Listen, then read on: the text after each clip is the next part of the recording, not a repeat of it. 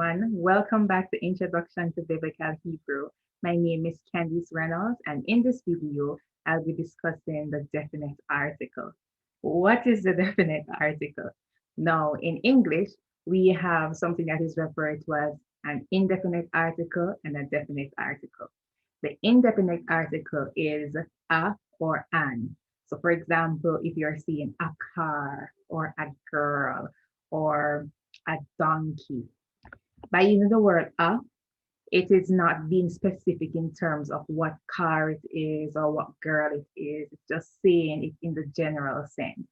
But then when it comes on to the definite article in English, which is the, the, you probably can say the girl, as in not a particular girl, or the donkey, referring to a particular donkey. So, you're limiting it, you're defining what you're talking about. In Hebrew, you do not have the indefinite article, for example, a or an. However, you have the definite article de. Whereas in English, the de is separate from the word that it is talking about. For example, the girl, two separate words.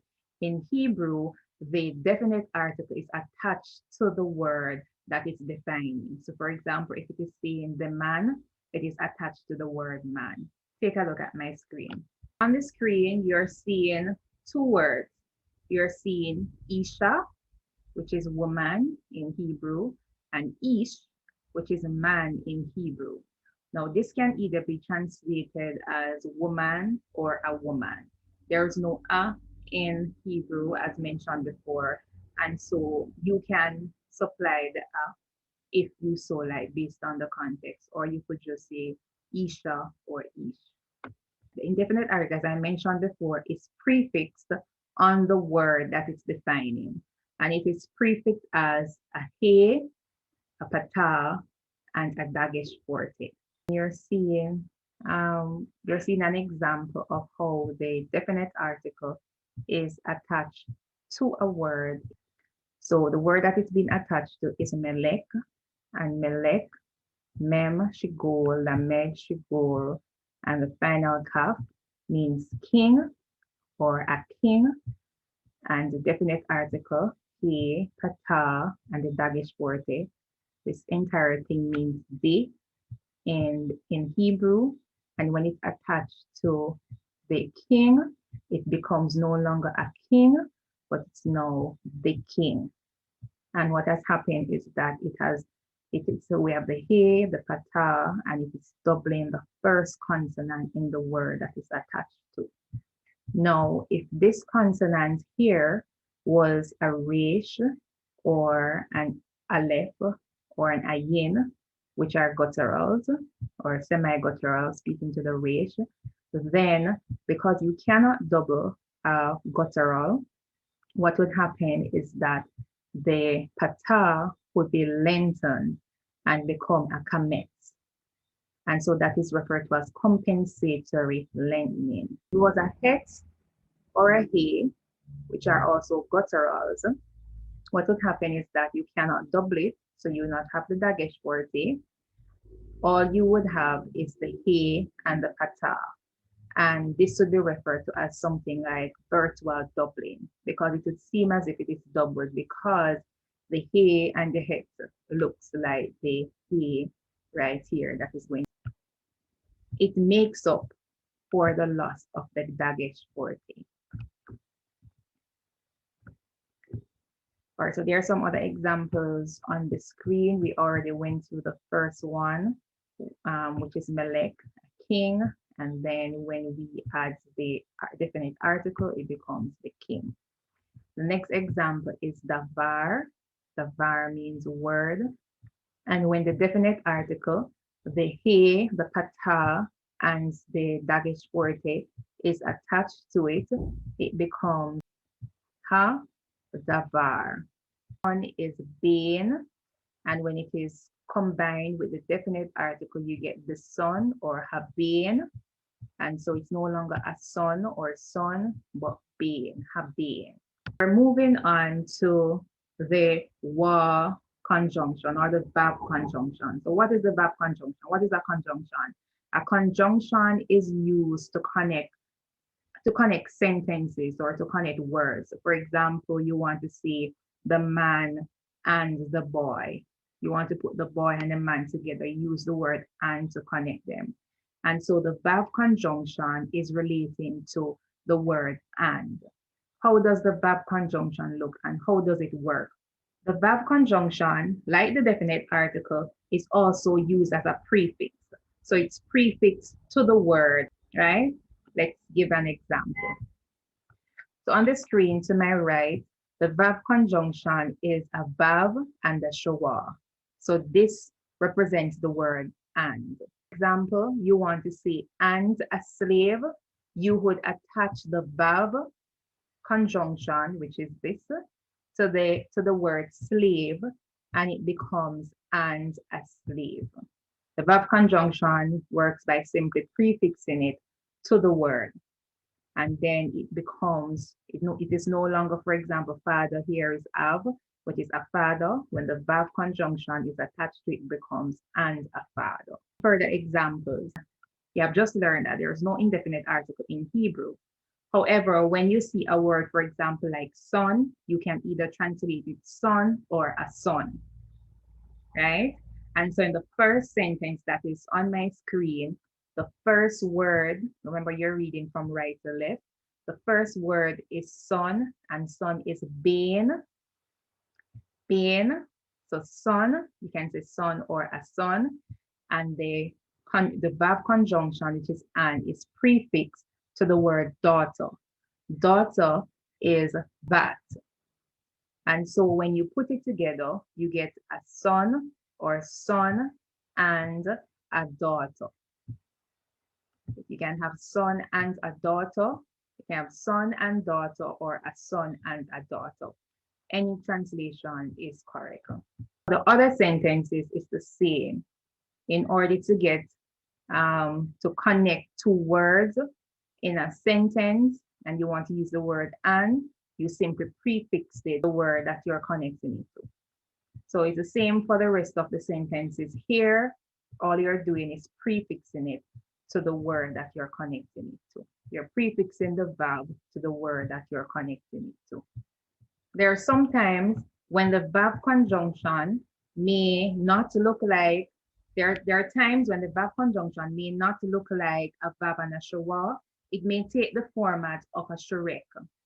And so if you see a shrek attached to a word, just like the verb and the schwa is attached, more than likely it is a conjunction, the conjunction and. So it can either take the form of a shrek or the verb with the schwa underneath it. And we're going to quickly go through some vocabulary because it's important for you to get familiar with the different words. And some of the words that I'll be sharing with you are words that are used in the scripture a lot. So the first word that we have is ish, and ish is man. And you know that woman, God made the woman from the man. And so the woman, isha. So it's ish for man, isha for woman. Father.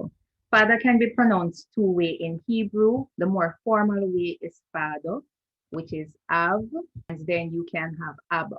So how do you get the abba? You have the pata, which is the short a, then the hard b for bait, then the kamet, which is the long a, and so you get abba.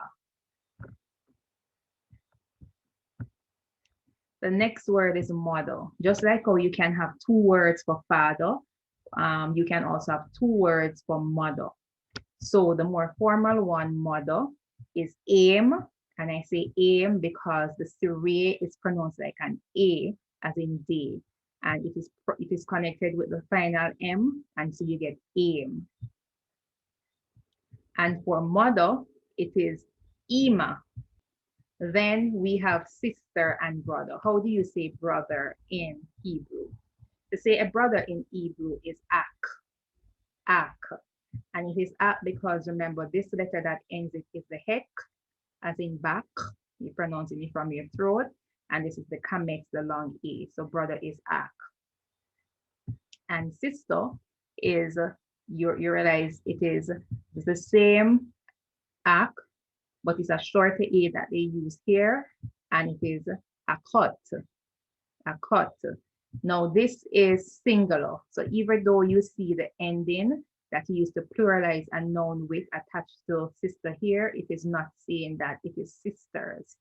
This is one of the irregular nouns that you have to study and know that this is not pluralizing the word. So sister is a cut. Son is bet, Suri, and a final N, final noon. And so it's Bane because the Siri is pronounced like an A. And for daughter, it is Bet, and the Pata, which is pronounced like a A, and then the Ta. So daughter is Bat. Then we have house. House is Bayit, Bait, Pata, Yod, Irek, and Ta. So it's Bayit. Or some persons say Bayit.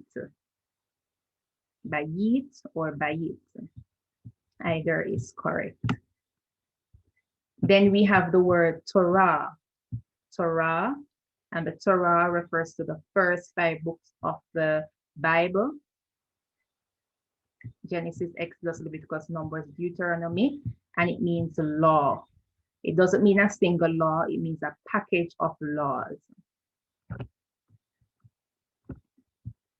The next word is Tov, Tov, and the Tov is Tet,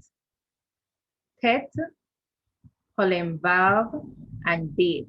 And so it's Tov, and it means good. Tov means good. The word Yom here means day, and it is Yod, Holem, Wa, and a final M, and that's Yom. It means day. It's a word all by itself. When it is connected to the Tov, it means good day. If you recognize that the Tov follows the Tov follows the Yom, and that's because the Tov is an adjective. Whenever you have an adjective, it usually follows the noun that it is describing. And we'll get more into adjectives in another video. We just went through Tov, which means good. And for example, you want to say good morning. Morning is Boker. And so you just attach the Tov. You just say Boker Tov. So it's good morning.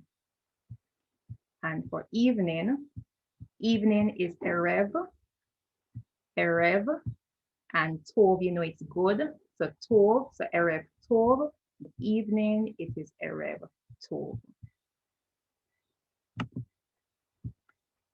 All right, so thank you so very much for joining me for another video.